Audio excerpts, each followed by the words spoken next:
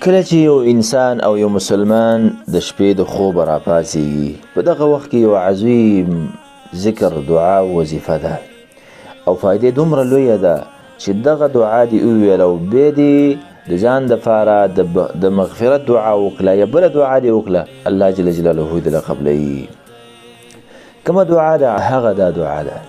حدیث کې راغلی نبی صلی الله علیه وسلم فرمایي من تعار من الليل، وایي کله چې سړی د شپې راپاڅېږي، کله سړی راپاڅېږي د شپې هسې خوب وتښتېږي وغیره، او داسې ویله غوږ شئ ورته لا إله إلا الله وحده لا شريك له له الملك وله الحمد وهو على كل شيء قدير الحمد لله وسبحان الله ولا إله إلا الله والله أكبر ولا حول ولا قوة إلا بالله. دعا ختم شوه. بیا فرمایي وای د دینه بعد که داسې ویله اللهم اغفر لي، یا الله ما ته بخښنه وکړي، او یا بله دعا یې وکړه استجیبه، دا دعا یې ډایرک په ډایرک الله قبلوي. سبحان الله.